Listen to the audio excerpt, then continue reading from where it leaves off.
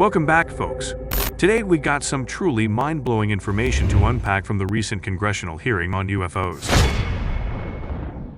As I've stated publicly already in my News Nation interview, Biologics came with some of these recoveries. Yeah. It was highly anticipated and featured testimony from 3 military veterans, one of whom was a former Air Force intelligence officer. During the hearing, the officer claimed that the U.S. government has been operating a secret multi-decade program focused on reverse engineering recovered UFOs or vessels. Additionally, he'd asserted that the government has obtained non-human biologics from alleged crash sites of these unidentified objects. But here's the kicker. It's not all about little green men and flying saucers. The majority of the hearing centers on UAPs, the military's term for UFOs. We're talking about unidentified aerial phenomena zipping through the skies and lurking beneath the waves. That's right, these mysterious encounters are happening both in the air and in the water, making this whole situation even more mind-boggling. One of the most critical takeaways from this epic hearing is the urgent need to destigmatize reporting these sightings by aviators. Can you believe that some brave pilots hesitated to come forward because they feared being ridiculed or hurting their careers? That's just not acceptable. We need a more accepting and supportive environment so that these heroes can share their experiences without fear and help us collect vital data about these mysterious occurrences. Another significant aspect of the hearing was the call for increased oversight of government programs investigating UAPs. With potential national security implications, it is essential to have transparent and well-regulated initiatives to assess and analyze these mysterious events. But that's not all. National security is at stake here, and we need increased oversight and transparency in government programs investigating UAPs. We're talking about potential game changers in technology and science, and we want to ensure everything is above board and well regulated. The testimonies from these credible witnesses are nothing short of extraordinary. Retired Major David Grush, who was part of the Pentagon's UAP task force, became a whistleblower, revealing insider information about non-human biologics recovered from these unidentified craft. Now, that's enough to make you gasp. Regarding the specific claims made by David Grush about the possession and reverse engineering of extraterrestrial materials, the Defense Department spokeswoman, Susan Gall, issued a statement refuting the existence of any verifiable information to substantiate such claims. According to the Associated Press, the Pentagon's inquiries have not uncovered evidence of programs focused on extraterrestrial materials possession or reverse engineering, either in the past or currently. Despite the denial from the Defense Department, Grush alleged that the U.S. has retrieved non-human biological matter from the pilots of these unidentified crafts. He mentioned that this information came from individuals who have direct knowledge and are currently still involved in the program. It's important to note that the subject of UFOs and UAPs is complex and has elicited various perspectives and theories. While some individuals assert the existence of unexplained and potentially extraterrestrial phenomena, others believe that most sightings can be attributed to natural or human-made sources. During the congressional hearing, David Grush, a former intelligence officer, opted not to divulge further specific information about UFOs and UAPs in the public setting. Nevertheless, he expressed his willingness to provide additional details in a secure environment, such as a sensitive compartmented information facility, where classified information can be discussed with utmost confidentiality. Grush was careful to clarify that he had not personally encountered any alien vehicles or observed any extraterrestrial bodies. Instead, his testimony was founded upon the accounts of over 40 witnesses, whom he had interviewed over a period of 4 years, while serving with the UAP task force. These individuals were described as having a long-standing track record of legitimacy and a history of service to the country. According to Grush, they brought forth compelling evidence in various forms, including photographs, official documents, and classified oral testimony. One key element that captured the attention of both the audience and lawmakers was Grush's assertion that the trove of evidence, which he had access to, had been deliberately kept secret from Congress until that point. This intentional non-disclosure raised significant questions about the reasons for withholding such information and further fueled calls for more transparency regarding UAP encounters and investigations. Throughout the hearing, there were moments when lawmakers pressed Grush for direct answers on sensitive topics, such as government contact with aliens and the possibility of information being concealed or individuals being harmed to suppress knowledge about extraterrestrial technology. In response, Grush skillfully deflected these questions, reiterating that he could only provide more detailed explanations and responses in a secured classified setting, underscoring the importance of safeguarding sensitive information and national security interests. Grush's testimony highlighted the intricacies and complexities surrounding the subject of UFOs and UAPs. It illuminated the challenges faced by those in positions of knowledge and the need for secure communication channels to protect classified information. As the hearing unfolded, the demand for greater transparency regarding UAP encounters and the potential implications for national security only grew stronger.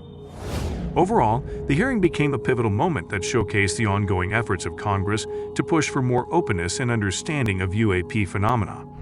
The testimonies of credible witnesses like David Grush, Ryan Graves, and David Fravor have elevated the discourse and reinforced the notion that the topic of UFOs and UAPs warrants further investigation and serious consideration. While many questions remain unanswered, the public's interest and the collective hope for greater disclosure have been fueled, leading to heightened expectations for future revelations and developments in the realm of UAP research. The former intelligence officer who testified before the panel shared concerning information about being the target of administrative terrorism, along with some of his colleagues. He expressed fear for his life since coming forward with his claims. According to him, there is an ongoing investigation into these allegations of mistreatment and harassment. During the hearing, the subcommittee also heard testimonies from former Navy fighter pilot Ryan Graves and retired T-Member David Fravor, both of whom recounted their alleged encounters with unexplained aircraft. Graves described an incident off the coast of Virginia Beach in 2014 where he encountered an object that appeared to be a dark gray or black cube inside of a clear sphere. He estimated the size to be 5 to 15 feet in diameter and said it behaved unlike any known aircraft. Remarkably, the UAP displayed the ability to remain stationary despite powerful hurricane-force winds in the region. Although Graves and his squadron submitted a safety report about the incident, they did not receive any official acknowledgement at the time. According to Graves, such UAP encounters were not rare or isolated in that area. Since then, Ryan Graves has founded Americans for Safe Aerospace, a group dedicated to supporting aviators who have reported encounters with UAPs. He emphasized that the observed objects are performing maneuvers that defy current technological understanding and capabilities of the country. These testimonies have added to the growing body of accounts from military and commercial pilots, contributing to the call for increased attention and transparency regarding UAP encounters. The incidents raise questions about the nature of these unidentified objects, the potential implications for national security, and the need for improved processes for reporting and investigating such encounters. As interest and scrutiny continue to mount, it remains to be seen how these incidents will be addressed and what further investigations may reveal. He added, "If everyone could see the sensor and video data I witnessed, our national conversation would change. Incredible technology, unlike anything we have." Retired Navy Commander David Fravor offered the panel his own eerie account of a UAP encounter that was captured on video in 2004. The Pentagon released the video to the public in 2020. Fravor described being flabbergasted when he and 3 other service members saw a white tic-tac-shaped flying object emerge over the San Diego coast in California. There were no rotors, no rotor wash, or any visible flight control surfaces like wings, he said of the UAP. As he and the other pilots tried to get closer to the mysterious craft, it rapidly accelerated and disappeared right in front of our aircraft, leaving no detectable turbulence. The technology that we faced was far superior than anything that we had, Fravor said. "I'm not a UFO fanatic, but what we saw with 4 sets of eyes, we have nothing close to it. It was incredible technology." Fravor said it was several years before any officials followed up on the extraordinary events of the day, and even then, he added, nothing was done.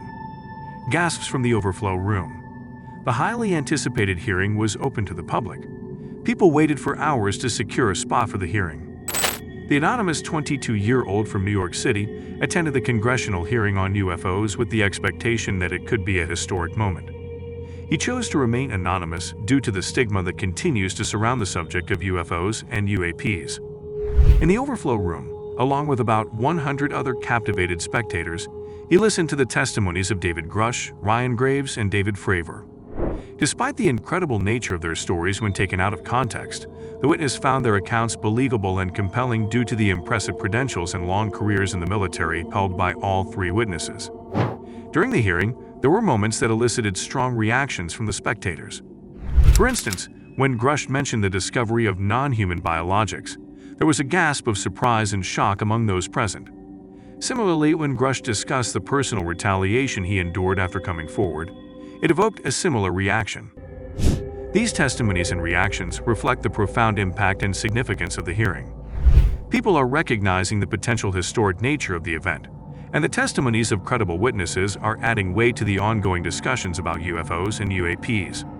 Despite lingering stigma, there seems to be growing interest and belief in the need to address and understand these phenomena seriously. Democratic Representative Robert Garcia of California stressed that UAPs, whatever their origin, may potentially endanger both military and civilian aircraft. He called for more reporting on UAPs to improve understanding and enhance safety.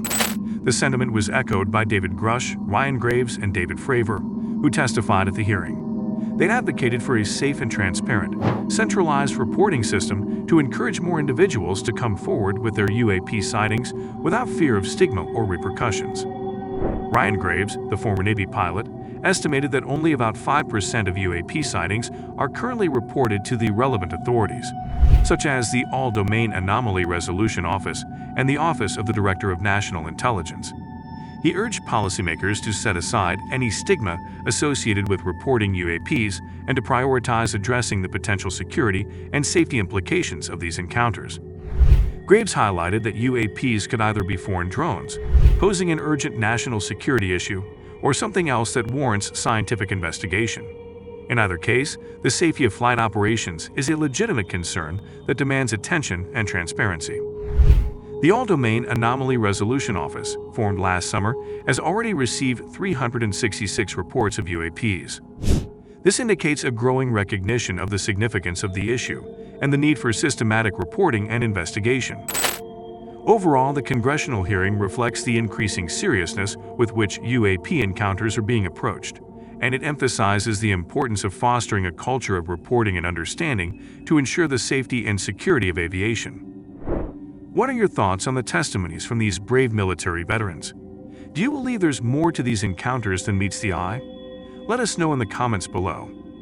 Remember to like this video and share it with your fellow truth seekers. And don't forget to subscribe and hit that notification bell so you never miss an update on the latest information.